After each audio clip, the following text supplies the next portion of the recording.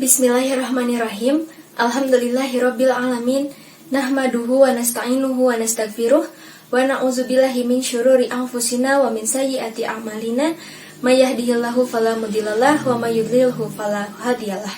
Allahumma shalli wa sallim ala sayyidina Muhammadin wa ala alihi wa sahbihi ajmain. Amma ba'du. Video ini merupakan video praktik yang pertama, yaitu wudhu. Perkenalkan, saya Anggi Putri Anggrayani dengan nomor induk mahasiswa 121701016, kelas Matematika A, jurusan Matematika Angkatan 2021, Fakultas Sains dan Teknologi UIN Sunan Gunung Jati Bandung. Saya merekam video ini pada hari Jumat, tanggal 5 Agustus 2022, bertempat di kediaman saya sendiri, yaitu di daerah Balai Endah, Kabupaten Bandung.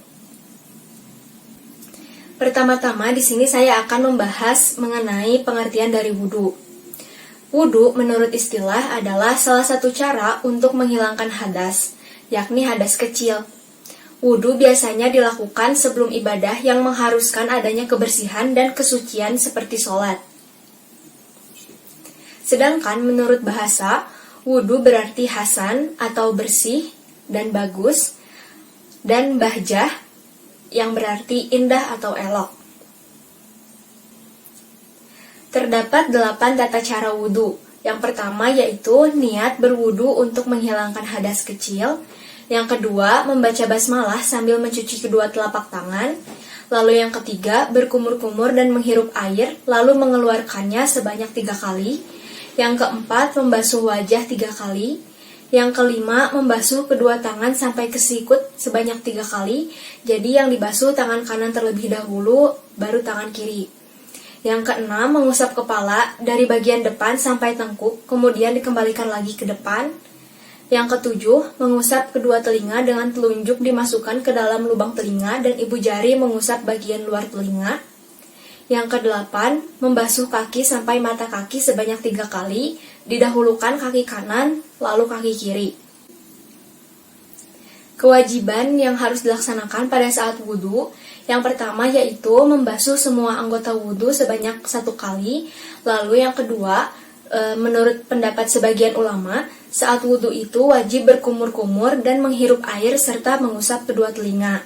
Sedangkan sunnah yang dilakukan saat melaksanakan wudhu, yang pertama yaitu membaca basmalah di awal wudhu, yang kedua mencuci kedua telapak tangan 3 kali, yang ketiga membasuh anggota wudhu 2 kali atau 3 kali, dan yang terakhir yaitu mendahulukan bagian kanan daripada bagian kiri. Hal yang mengharuskan untuk berwudhu terlebih dahulu adalah ketika hendak sholat, ketika hendak tawaf, dan ketika hendak memegang mushaf.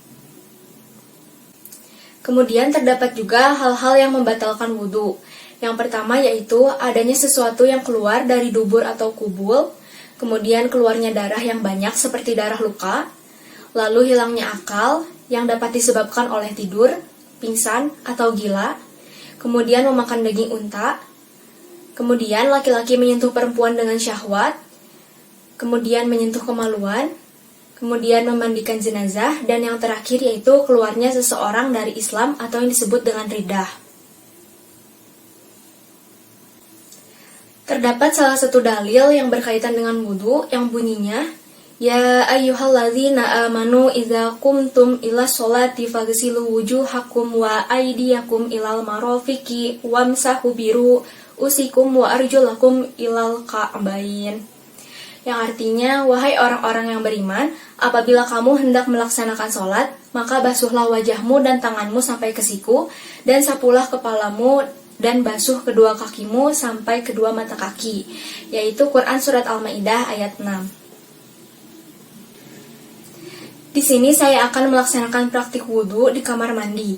Maka dari itu, untuk masuk ke kamar mandi, kita harus mendahulukan kaki kiri sambil membaca doa, Allahumma inni a'udzubika minal hubuthi wal khobaisi. Kemudian langsung saja kita ke praktiknya. Kita langsung saja kepada praktek wudhu, karena pada saat ini tidak memungkinkan untuk saya berwudhu di luar kamar mandi, maka saya akan berwudhu di dalam kamar mandi. Pertama-tama kita harus melafalkan niat wudhu terlebih dahulu. Di sini saya akan membacakan niat wudhu di dalam hati. Nawaitul wudu'a li raf'il hadasil asghari fardhan lillahi ta'ala. Setelah membacakan niat wudhu, kita langsung menyalakan keran airnya. Selanjutnya menyalakan keran air, mengatur air sehingga kecil saja. Nah, di sini yang pertama-tama itu karena yang dicontohkan oleh Ustadz itu setiap gerakan itu mematikan keran, karena saya di sini tidak memungkinkan setiap gerakan mematikan keran dikarenakan kesulitan, maka dari itu saya akan membiarkan air mengalir seperti ini. Tetapi pada dasarnya hal ini tidak diperbolehkan karena dianggap mubazir. Pertama-tama kita menampung air pada kedua telapak tangan seperti ini untuk membasuh kedua tangan. Setelah air tertampung, maka kita membasuhnya mulai dari telapak tangan, punggung tangan, keduanya, dan juga sela-sela jari. Ini harus merata. Nah, jika dirasa tidak cukup satu kali, maka lakukan langkah berikutnya, yaitu membasuh kembali. Ditampung terlebih dahulu. Jika dirasa sudah cukup, kemudian dibasuh sampai ke sela-sela jarinya. Ini harus terbasuh dan merata. Jika dirasa sudah cukup bersih, maka lanjut ke tahap berikutnya, yaitu kumur-kumur dan juga basuh hidung. Yang pertama, kita tampung dahulu air seperti ini.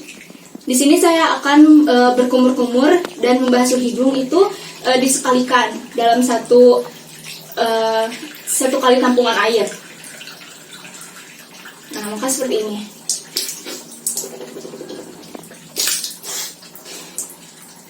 Nah, itu apabila kita rasa bahwa kumur-kumur saja cukup untuk membersihkan mulut. Apabila dirasa kumur-kumur saja tidak cukup untuk membersihkan mulut, seperti kita setelah makan, terus ada makanan yang tersisa, maka kita bisa melakukannya seperti ini. Tampung dahulu air, kemudian masukkan ke mulut dan hirup sebagian ke dalam hidung.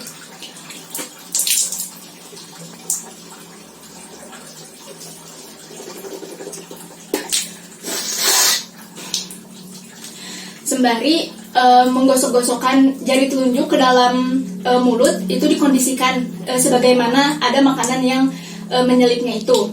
Nah, setelah kita lakukan kumur-kumur dan menghirup air ke dalam hidung, jika dirasa satu kali cukup untuk melakukan itu, maka sudah lanjut ke tahap berikutnya. Apabila kurang, maka kita lakukan lagi.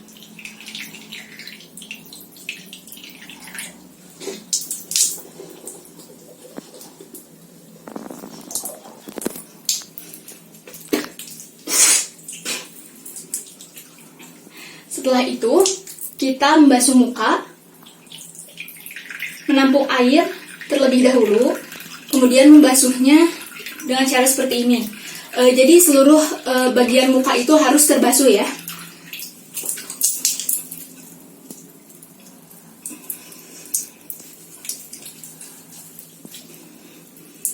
Jadi dibasuhnya dari seluruhnya, kemudian jari telunjuk ke arah mata dan jari ibu jari ke bagian belakang telinga, dan di akhir membasuh dagu juga. Jadi dagu itu ikut terbasuh. Jika satu kali dirasa tidak cukup, maka lakukan 2 kali seperti itu, dan seterusnya sampai dengan 3 kali. Nah, di sini saya akan melakukan sekali lagi.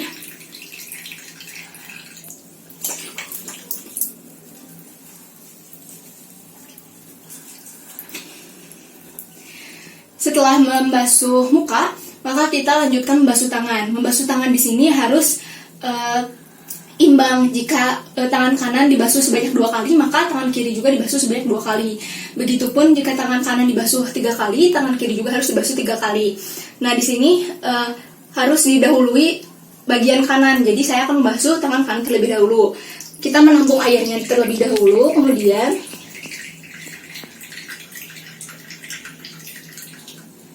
airnya dijatuhkan. Saya membasuh bagian belakangnya dulu, baru ke depan. Pastikan air merata sampai dengan sikutnya juga harus ikut basah. Nah, jika dirasa tidak cukup 1 kali, maka lakukan 2 kali.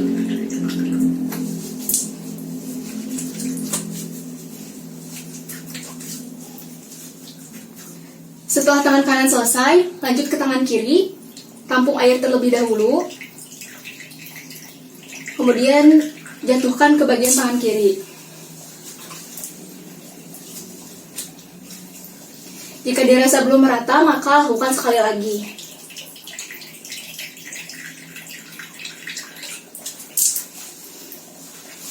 Bagian sikutnya juga harus ikut dibasahi. Jadi dibasuhnya itu dari ujung jari sampai dengan sikut ya. Seperti itu. Nah, setelah membasuh tangan, kita membasuh kepala. Nah, di sini itu bukan membasuh rambut tetapi membasuh kepala. Untuk perempuan yang memakai hijab, apabila berada di luar ruangan wudunya, itu cukup membasahi sebagian kepalanya saja. Bebas, jika ingin bagian depannya saja boleh, apabila ingin bagian belakangnya saja juga boleh. Nah, di sini saya akan membasahi bagian belakangnya saja karena saya memakai hijab.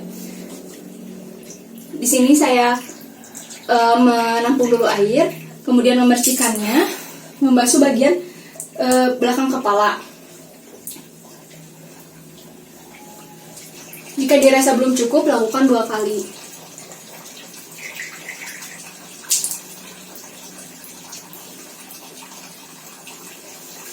Nah, setelah membasuh bagian belakang kepala, kita di sini akan melanjutkan ke tahap berikutnya, yaitu membasuh telinga.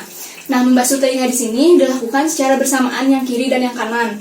Yang kanan menggunakan tangan kanan dan yang kiri menggunakan tangan kiri. Di mana jari telunjuk itu membersihkan bagian dalam telinga dan ibu jari membersihkan bagian luar telinga. Seperti ini.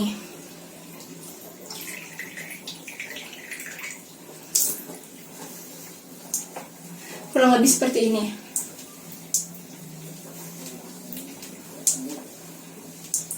Jika dirasa 1 langkah belum cukup, maka lakukan 2 kali.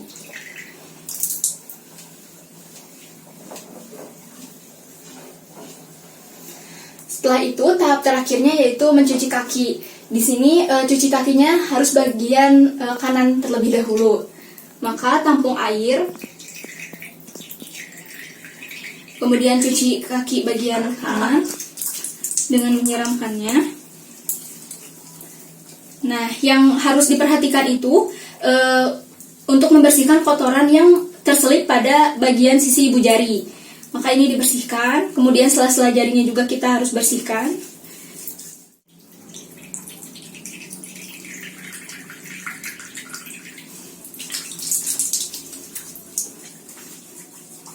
Sampai dengan mata kaki ya.